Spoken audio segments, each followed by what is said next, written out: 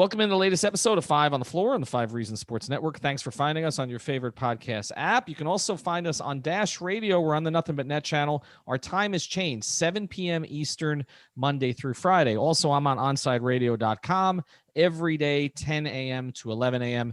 Again, just go to OnsideRadio.com. That's on more than just the Heat.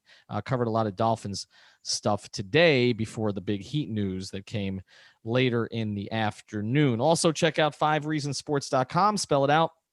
FIVE, reasonsports.com, all of the latest stories. Again, not just on the Heat, but on the other teams in town. And we, unlike the other outlets, do not have a paywall. Also, check out the great sponsors of the 5 Reasons Sports Network. As I always mention, so many of our sponsors are local, including our friend Mark Brown. You can find him at markbrownpa.com. That's MARC brownpa.com. You can call the office at 954-566-5678. Now, why would you want to do that? Because you want a $295 closing fee on your refinances and purchases, right? And you'll get that when mentioning 5 Reasons. This is a real estate litigation and transaction law firm with a full-service attorney-owned title company. Again, this is for commercial or residential. Also, they handle evictions for landlords or tenants, and they offer flat fee evictions. Practicing for nearly 15 years, Mark's a big South Florida sports fan. He's become a friend of the network. So make sure you check him out. 954-566-5678.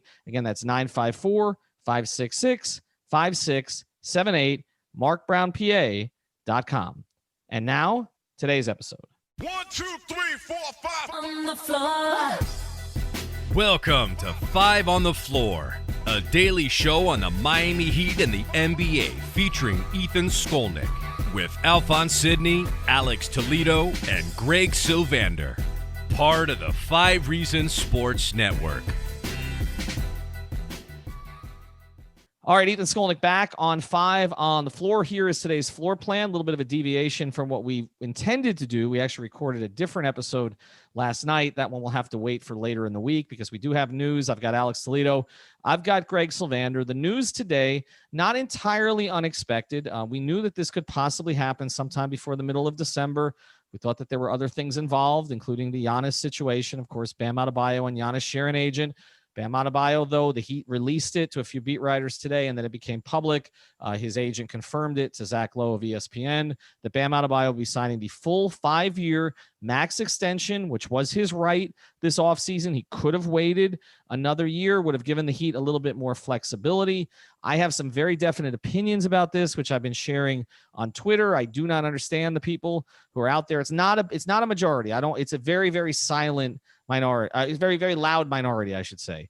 Okay. But there is a certain segment of people who I seem to remember saying, why did they take care of Dwayne? And now they're saying, well, why are they taking care of Bam now instead of keeping flexibility? So, Greg, you're coming in hot today. I'm getting out of the way. Go. Yeah. So let me just preface everything I'm going to say by acknowledging that had the Heat not offered Bam Adebayo this extension and they had waited a year, it undoubtedly created more flexible options for Miami to add a max free agent next summer. So that is the level set playing field. But where I got really kind of rubbed the wrong way today is we have a player that was drafted the last pick of the lottery, and he played well enough to command a max extension. And we have fans that were upset by it because of the bird in the bush that they're going after versus the bird in the hand. And it's just like a situation where I feel like, yes, there were so many things we were hoping the stars would align for the Heat to go into next summer with max flexibility. But Bam Adebayo also earned this extension. And the other part of this that I think is just, it's being completely blown out of proportion is Miami's ability to continue to add to this team. There's this overarching notion that they can't add another player without essentially gutting the entire roster, which is completely false. And it also there's a little bit of a lack of credit to Andy Ellisberg in the way that he structured all of the contracts in the last year or so, dating all the way back to the Iguodala extension and the team option that's associated with that. He's kind of lined up all of these team options, and now we see why. If it really shows that they were planning for this, that they expected this, because now instead of gutting the entire roster, they have the ability to pick up the team options on various players, whether it be Myers Leonard, Goran Dragic, Avery Bradley, Andre Iguodala, and now use those as salary matches and basically operate as a team that is above the cap. So as much as we've talked about them being a cap space team with max cap space next summer, they may actually operate above the cap like they did this summer and still have the ability to acquire a max guy. So I just think it was a little bit overblown, and any day that you can secure one of the best big men, best two-way players in the league, one of the best young stars in the entire league, 2 wins from the finals. This is not a day to be frustrated or upset. Thank you that we now have Bam Adebayo locked up through 2026. I mean, look at how many players in that draft are not getting offered extensions. I mean, this is the 4th, right? So, I mean, you're talking about Donovan Mitchell and Jason Tatum. Bam Adebayo. I mean, when Bam was drafted, nobody really put him there. I'm going to go to you here, Alex, in a second, but a couple of other things I want to touch on. The first thing is I do think that the bubble changed this. I think if the Heat don't go as deep as they did in the bubble, maybe Bam would have been more willing to wait. And also, if he doesn't suffer an injury, okay, maybe he would have been more willing to wait. But when you're a young athlete, okay, who he wants to take care of his mother, okay, people say, well, he could do that with what he has now. That's not your business. He can do it any way he wants, okay? He's earned it, right? And the point is, like, if you're a young athlete and then you suffer an injury that gives you some pause, then you're going to be more inclined to say, look, I need to get my security now. I'm not going to wait for it necessarily. And again, for Heat fans who are panicked, look, again, he has a relationship with the other player we're talking about here. They have a relationship through their agent. He knows what's going on. If Giannis wants to force his way to Miami, this is the grand point here. He still can. He still can because of the things that Greg's talking about. Alex, were you disappointed in any way that he took the extension? No, not really. And I understand the idea of it from a team building perspective. Like, you know, you want to be able to keep your guys around if Giannis does decide to join the Heat. But I'm with you guys. Like, I think if he does decide to come here, if there is one guy you want signing his extension, is the guy he shares an agent with, who he's apparently friends with. And I think, like, it was always going to be up to Bam, right? And I think, like Albert and Ahmad has pointed out that really it didn't matter financially. Not that it didn't matter, but Bam could have waited and pretty much essentially gotten the same money next offseason, but the injuries are a concern. Obviously, you don't know what can happen between now and then. At the end of the day, it was always going to be up to Bam. There was no doubt in my mind that the Heat were going to defer to whatever he was going to do, because they know that there are obstacles, but there are none. And I know that at this point, a few minutes in, we may sound like a Heat propaganda podcast, but after what they just did last summer, like, there's just no other way to put it.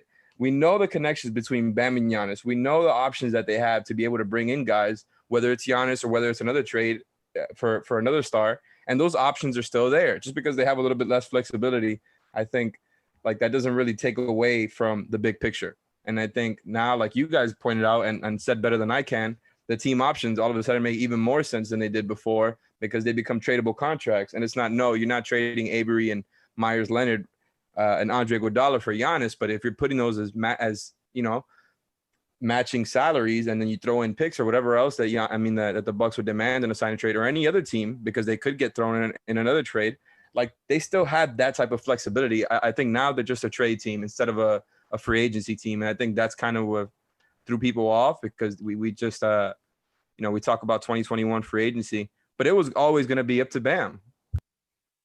The flexibility you're talking about, and again, the flexibility you're talking about, fans get too hung up at times, and we've pushed this, okay? So we're somewhat responsible for this, but about the clearing the cap space for a year. But the point that you've made on this is that is right, is last year they did it with Jimmy Butler with no cap space. They did it with no cap space, and they're going to have cap space. I mean, honestly, this is easier for them to pull off in a year from now than the Jimmy thing was to pull off. The Jimmy thing no doubt. was damn near impossible. I mean, and it almost fell apart. I mean, I still want to do a full podcast on this. It almost fell apart like 12 times at the end. It did fall apart the previous year with Minnesota. Okay, there was a very real chance Jimmy was not going to be down here. They got their guy because their guy wanted to be here. If Giannis wants to be here, he'll be here. And now they've just taken care of his friend, and they've remedied. This thing has come full circle since 2016. Over the past 4 years, they had some missteps by rewarding the wrong people in 2017 and in 2016, but they've now come full circle to this thing where 4 years later, they've proven to be a loyal organization again, a family organization again. They're taking care of Giannis's friend. They're putting his priorities first. The Dwayne stuff is sort of wiped out, or it's covered in good feeling now because of the way that Dwayne came back, the way that Jimmy appreciated the way that people are forgetting this, right? Jimmy Butler wanted to come in large part, okay? I mean, he wanted to come anyway, but he really wanted to come because of the way that the Heat treated Dwayne at the end, okay? He was here for that last home game. He was touched by all that. It affected him. Okay, Giannis and Bam have a relationship. So Giannis and I know Barry Jackson reported tonight that, I don't know if it was an associate, but someone close to Giannis said that they appreciated the way that they were taking care of Bam. I don't know how Heat fans can look at it. Sense. Right. I don't know how the Heat fans can look at it any other way. I really don't. Now, are you disappointed it's going to become a little bit more difficult for Andy to figure it out? Yeah, but he's figured most things out. So Exactly. So I'm just not worried about it. And now, like you said, the contracts that they offered make a little bit more sense because, look, let's look at it this way. What if they'd given Jay Crowder the second year, right? Where would their flexibility be now? Yeah. Well, like maybe that's actually one that you could argue that they could have had because like if you're opting into those team options, that's that extra year, but Jay Crowder wanted 3 years. So that's where this gets a little tricky. And ultimately, like now that they're at a place, and Albert Nahmad is, we all know what a magician he is on the Twitter timeline with some of this stuff, but he broke it down really well. I mean, they still have the ability to offer, they could retain Jimmy Butler, Bam Adebayo, Tyler Hero, and Duncan Robinson, and they still have somewhere around $24 to $30 million worth of cap room to play with. Now, obviously, that's not the year one max offer to Giannis Antetokounmpo, but that still is a great deal of flexibility while retaining your core. So here's the other thing in play. If all of a sudden Hero is a 21 point per game scorer next season, or Duncan Robinson has another historic 3-point shooting season, if you're all of a sudden you find yourself 2 wins from an NBA championship as they just were, maybe you don't necessarily need to go after Giannis. And I know that sounds crazy because I have been pushing that largely, but maybe you fall into a situation where you can use that cap space and you're still an absolute contender. And if not, you circle back to the sign and trades. Yes, there are issues with the hard cap and retaining guys like Duncan Robinson if he's going to command $20 million a year, but you have options, you have flexibility. And the other thing that I would be remiss if I didn't mention is that we're in the middle of a global pandemic. And Bam Adebayo wants to secure some long-term money. We've seen what happened with Chris Bosh with health issues. We've seen what happened with Alonzo Mourning. This is not something new to Miami Heat fans. So to see Bam Adebayo secure his future is the right thing to do. And now it's just a matter of figuring out the right way to structure this. And I don't think giving Danilo Gallinari what he was just given from Atlanta, or paying Jay Crowder a 3-year deal, or going out and giving Serge Ibaka the full mid-level for 3 years, or whatever it would have taken to possibly acquire him, it wouldn't have made more sense than continuing to have the utmost flexibility, knowing you were going to have this extra wrinkle with the Bam extension in place. And here's the other thing. You mentioned we're in the middle of a global pandemic. Bam knows that personally. He had COVID before he got to the bubble. So, I mean, you're taking all of these things into consideration. Remember the fear about that when we knew about that, but we weren't putting it out there publicly, what that meant after what happened with, as you mentioned, with Bosh and Zoe. So, I mean, tomorrow's not promised to you. Okay. I never am going to begrudge a guy for getting his money when he can get it. Does it make it more challenging? Of course it does. But again, you can see the way that they've lined this thing up. And look, I've been on the Giannis train, as much or before anybody else, but he's not the only player that they can go after. I mean, I'm not saying it's over with him, but maybe they do know he's going to sign the extension in mid-December, and that played into it. Maybe he's not going to sign in mid-December, but they know that he may try to force his way to Miami after that. So, I mean, they have more intelligence on this, pretty much than any other team would have, again, because of the relationship with Bam. So they're not operating in the dark. The moves they made the last few days, they made that with this in mind. The other thing I want to get to, and then Alex, I'll bring you in here, is, we had some concerns. We talked about this on podcasts about the state of the Heat financially, because the owner's stock price has gone from 55 to, I don't know, what was it today, 17 during the pandemic. And he just made $190 million potential commitment to a player. So I actually think Heat fans should feel pretty good about that. Like, it's clear if it's the right player, the right person, and this is not Hassan Whiteside, that they'll spend on it, and they'll spend on that player. They'll reward that player. And there's nothing about this player, like, Alex, there's no red flags about this player. Like, there's no concern, that he's stopped growing in terms of his potential. There's no concerns that he's going to get lazy like Hassan did, because this is the goal. None of that, right? None of it. And you just saw them. Like, you don't have to talk yourself into what Bam can be. Or, I mean, obviously that's a part of it. You're projecting towards the future, but you just saw him be the first or second most important of a team, hashtag 2 wins away from the championship. And because I'm constantly saying that, and like, they just did it.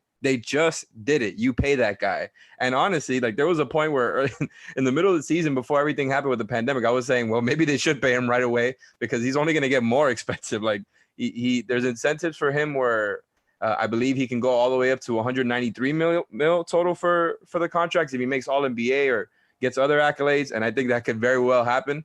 So maybe it is good that they got him earlier than later. Regardless, because of the connection to Giannis, I always thought it was going to be a home run to re-sign him if that was going to be his choice, because there was reasoning for him to just put it off till next summer. But regardless, I think now it's going to be all about, what do they do now, right? Are they gonna just run it back? I think that seems to be the plan. And then from now, I just really think that they're going to be open to a lot of different trades and can go a lot of different ways with that, whether it's during the season or whether it's next offseason. And I think they're going to have a lot of different things that they can do, even without the same, ginormous cap space that they had. Yeah, this is about flexibility with trades now. Pat Riley just historically has not been a team builder that has relied heavily on free agency. Yes, the big three thing will always stick out, but this has always been about the trade market, whether it's to acquire the initial star that builds the foundation or to acquire all the other pieces around him. So whether it's Giannis or it's Bradley Beal or it's James Harden, I feel like there's just so many different options, and you're going to have basically your whole slew of draft picks going forward. Obviously, there's a few picks left to convey, but for the most part, you can give out most picks. You're also going to have some good young talent on cost-controlled contracts. And here's the other thing. Let's say that everything completely flamed out next season. Worst case scenario, everybody regresses except Jimmy and Bam. You also have the option of completely stripping this thing down and going into next summer with only Jimmy and Bam on the books. And then you do have max salary space for a guy like Giannis Antetokounmpo. So obviously, that's not the ideal option. I think we all were looking at the Golden State model of having this great young core that you could all extend, and then you also can add another max free agent. But let's not get greedy here. They got Jimmy Butler without cap space. They drafted a guy at the late lottery that's now a max player. Any team in the league would have been honored and privileged to give Bam Adebayo that contract today. And so if it does cost eventually Duncan Robinson or Tyler Hero to bring in that third guy, like, nobody was complaining about having to ship out players when you got the big three. So I feel like it's a little overstated, and it's not even necessarily like that they have to do that. They may be able to keep some of these guys and still add talent. So overall, I just think there was just a gross overreaction by a certain faction, as you say, a small minority of Heat Twitter today. Well, we're going to get into that when they let go of Beasley. Well, yeah, well, I know. Well, they brought him back again, so it's okay. But we're going to talk about the Heat fans after the break, because I do want to get to that. But the other point that I think needs to be made here, you should never, as a fan, be rooting against your players' success because they're going to get expensive, right? Like this fear of, if Duncan Robinson blows up, they're going to have to give him $20 million. Good. His cap hold. Well, I understand, but I'm saying like it's good. Like, Yes. I mean, No, it's you're good. right, you're right. I mean, What a if he first world problem. right, I'm right. I mean, if he shoots 43% from three on 12 attempts and he's a $20 million player, like that's a good thing. If Tyler Hero takes the next step and all of these things are good. Like there shouldn't be any regret about the fact that Bam blew up in his third season. Like it might have happened in his second season if they'd gotten Hassan out of the way. And again, let's look back to 2016. Look at this contract. Look at Hassan's contract. Which do you feel better about? Okay. Which do you feel better about? All the concerns, I wrote about it on the day that Hassan re-signed. And I said, okay, because I'd had conversations with Hassan. People think I had this terrible relationship with Hassan. I didn't. I had conversations with Hassan. Okay. And he basically tried to sell me. He sold me on the idea that he was going to keep working hard once he got the deal. Okay. And it didn't happen. Okay. Or at least it didn't happen in the way that the Heat hoped it would. Okay. He worked hard at times, but he didn't work smart. He didn't work with. They got frustrated with him. Like, there's no concern about this. Like, this guy is not going to get a big head. The first thing he wants to do is go buy a house for his mother. Like, it's not. I don't really have worries about that. Look, Dwayne went through some of that as he grew up a little bit. Okay. During the Shaq years, he became a little more standoffish. He became a little bit more Hollywood and all the rest of that. But eventually, he remained a Heat player at his core. Bam is going to remain a Heat player at his core. The fact that Dwayne, congratulated, approved of the move. I mean, it does show again. The organization in the past 4 years has learned from its mistakes. It showed it with the discipline in free agency. It showed it with giving the extension to Bam, okay, when they didn't take care of Dwayne the way they should have taken care of Dwayne. And an organization that learns from its mistakes is the kind of organization you should be proud to follow. That's how I feel about it. After this word from Safe Cubbies. We'll get back to our episode here in a second. But first, I want to tell you about one of our most important sponsors. We've talked about them a lot, but now they've got new offerings. And as you know, COVID-19 is not gone. So you've got to make your environment, whether it's your school, you want to tell your administrator, whether it might be your business, maybe you are the boss, maybe you want to tell the boss, or whether it's a residence, you want to make the place safe. So you got to check out safecubbies.com. They've got custom sneeze guards and shields, and also they stock sneeze guards and shields. They do office partitions. Again, they work with restaurants, businesses, schools, and more. They do floor decals for the social distancing. They do the PPE and COVID signage. They also can put in the touch-free sanitizer stands with or without the branding, and they do branded face masks as well. And Safe Cubbies will come out and perform a site survey to provide a free estimate for you. And of course, they will do the installation. So reach out to them, mention 5 reasons.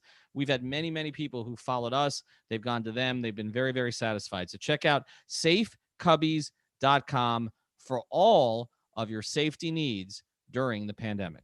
All right, Ethan Skolnick back with Alex Toledo and Greg Sylvander. Let's wrap it here. When did Heat fans become, is this our fault, like in part? Like, when did Heat fans become so spoiled? Yeah, I guess I need to take some responsibility for the fact that I do a great degree of hope trafficking, but it's only on one social media application, and that's Twitter. And the Heat Nation is much larger than that. So I think, like, actually, if we really take a broad view here, the majority of Heat fans are happy about what happened today. You just locked up Bam Adebayo long term, but this is the thing,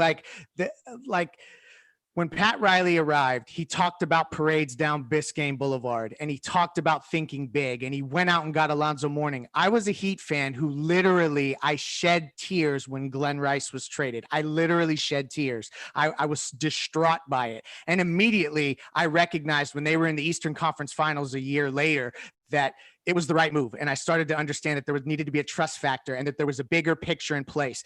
And it's been proven time and time again, but this is what happens when you land LeBron James, Chris Bosh, and Dwayne Wade. And when you just talk about dropping rings on the table and the Godfather. And you know what, like, how cool is that you actually get to follow a franchise that does this thing right most of the time.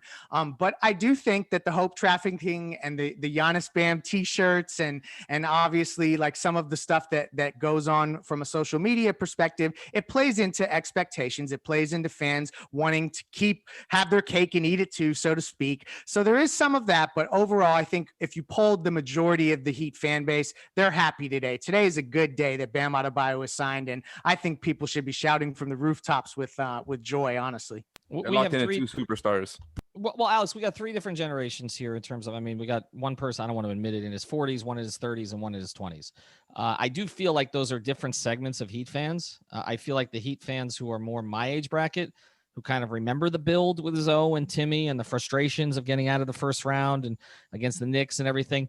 I feel like there's a little bit more understanding when things don't go perfectly. I feel like the Heat fan, I don't want to pencil you in here, okay, but I feel like the younger Heat fan like doesn't know anything but success. I mean, I guess watching Deion Waiters and James Johnson was not success, but you know what I'm getting at. Like it's the big 3. There's like the Zoe Tim Heat fans, then there's like the ones who came in with Shaq and Dwayne's ascension, and then there's the big 3 Heat fans. And I feel like the big 3 Heat fans, Riley's referenced this, they're spoiled. Yeah. I do think that it's an interesting theory for sure, by the way. And it's also a good one for you to just kind of shift the blame over towards us young people. And that's what we do, right? Like yes, no problem. I mean, that's what I do. We're used to it. So it's no big deal. We take that, right? That's what we get from people like you. No, but on a serious note, it is a real thing in the sense of, the younger fans are not used to seeing just years of irrelevance like the past few years have been ever since 2016 when that last second round appearance came. And I think people were like, oh yeah, well, we're going through this now because we're going to get Giannis now. And just the idea of any sort of even a sense of any type of disappointment whatsoever and only being locked into Jimmy and Bam, which just got you to the finals, is ridiculous. There's no other way to describe it but spoiled. So that part is right. Yeah, and I don't think it's a smaller chunk of people, just totally. like you said. Yeah, let's not. I really want to be super clear that I'm not like wagging my finger at Heat fans and saying you should be like this, and I am the quintessential Miami Heat fan. Like that's not where I'm coming from at all. Like I realize that most people are seeing this with a level head, and they're happy to have Jimmy and Bam as the cornerstones of the franchise. It's just more about like sometimes the loudest dogs are the ones who get hit or something like that, where like you just hear them. And it's just a shame that you could have something like this get overshadowed by people looking at kind of hypothetical flexibility and hypothetical acquisitions when you actually have a team that just got to the finals, was 2 wins away, maybe could have won the NBA championship if Bam Adebayo and Goran Dragic were fully healthy. And you're locking up these guys, bringing them back, and you have the ability to get, you can an influx of talent is just a trade away. So I feel like overall, let's not be too hard on Heat fans, but there needs to be a few that maybe gain a little bit more perspective as we go through this. Would you rather have Bam Adebayo at north of $30 million a year or Gordon Hayward? Oh my God. Uh-huh. I mean, if you're the Knicks, if you're a Knick fan, okay, and I was one, okay, a long time ago. If you're a Knick fan, would you be satisfied with having Bam Adebayo and Jimmy Butler locked up to max deals? A Knicks fan?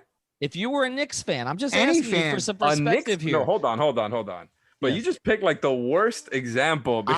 Knicks fans haven't had the biggest market in the country. They've been going after guys for the past 20 years. If they better than anybody, they haven't done anything for 20 years. No, I get it, but that's my finals point. Team. They will be ecstatic. They will be. Jimmy and Bam would honestly get so much hype from New York fans and New York media that they would get risen to a meteoric level. The day the Lakers drafted Brandon Ingram, they would have loved to hear. I mean, obviously Bam Adebayo wasn't a thing at that time, but like they would have loved to have Jimmy Butler and Bam Adebayo as the cornerstones of the franchise. Any franchise would be happy to be in this pole position. So I just feel like when you think about, okay, maybe a hard cap prevents you from keeping both Duncan Robinson and Tyler Hero, but if it is what you got to do to get Giannis Antetokounmpo, like what are we talking about here? Like he's an MVP. He might be the best player on the planet. If it takes one of those guys. And beyond that, Greg, okay. Well, and again, look, if they can keep Tyler and Duncan, they absolutely should. Okay. Unless there is that player like a Giannis or a Beal or somebody like that necessitates it. But you're talking about one guy that when he was drafted, nobody wanted. The Heat fans didn't want. 78% of them, when I polled it immediately, didn't like the Tyler Hero pick. And the other one, Duncan Robinson, we were having conversations on this very podcast before the season last year. Like, is he going to be part of the rotation? Is he going to stay on the roster? Like, I mean, these are think of where we were. Like, There's probably a clip of me out there saying they should cut Duncan Robinson to bring in some like lower level free agent. Yes, most likely. Listen, if a lot of people had it their way, Sekou, I can't even pronounce his last name correctly, would have been the draft pick instead he's of going to be Max good. But you're right. Bam Adebayo. But you're right. And here's the other thing: they have a guy who was second in Rookie of the Year voting, who is now their 5th guard. Okay, they're doing okay. They're doing okay. And I just, this idea, again, I'm not going to be an apologist when they make bad moves. Okay. I'm not going to be an apologist. I will. Well, you might be. I will not be. But the point is, like, you can see with everything that they did for the past few days that they knew that the potential of this was coming. And I mean, so they prepared for it. And as I always say about them, there's a plan, and there's a plan after the plan, and there's a plan after the plan, and there's a plan after the plan. So it's like a flow chart, right? I mean, you're looking, and you go one direction, okay, and okay, now we got to go here, and we got to try this, and they're prepared for this. They know it's coming, and they're waiting for the next guy to say he wants to be here, and they're still in position to make that happen. For all the cap clearing that they did to get LeBron and Bosh here, they still, on that week, had to get rid of Michael Beasley. Okay, they had to package him to Minnesota. Yeah. The only guy who was left was Chalmers. They had to get rid of everybody else. There were late moves that had to be made. And it's not just them. When David Griffin was trying to bring in LeBron James, okay, what did they do, right? We knew that there was a good chance LeBron was going to Cleveland, because all of a sudden Griff started making all these little trades to dump players around the league to clear the space. It's not, and that's I'm a fan of Griff, but I mean, that's the Cavs. Okay. This is the Heat. They're going to be fine. Okay. They're going to be fine. As you mentioned, they drafted a guy in the last pick of the lottery, and he became a max player. There's only one other player the Heat have ever drafted in their entire history who warrants that. One. That's it. Caron Butler didn't. Michael Beasley didn't. Okay. Justice Winslow didn't. None of them did. One guy has warranted that, and now they have a second. And this guy was drafted 14th, not 5th. I think it's a pretty good day. Guy wanted to be here, wanted to get locked up down here, loves his teammates. Jimmy would have, I don't know, committed capital murder if he wasn't brought back. To me, this is fine. It's fine, okay? And it's not that little meme of "this is fine" that you see on Twitter. This is legitimately fine. Any final thoughts before we close the book on this? No, I only have one, and that is Andy is smarter than all of us at this stuff.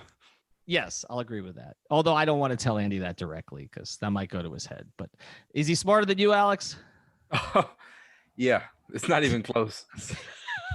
All right. Representative of all the young Heat fans, Alex Toledo. Again, catch Tropical Blanket, Greg Sylvander, Ethan J. Skolnick. We will be back. We did this lineup podcast. We will get to that. Nothing from today changed that. So we'll post that a little bit later in the week. Have a great Thanksgiving if you're listening to this around that time. Thank you for listening to the Five on the Floor on the Five Regional Sports Network.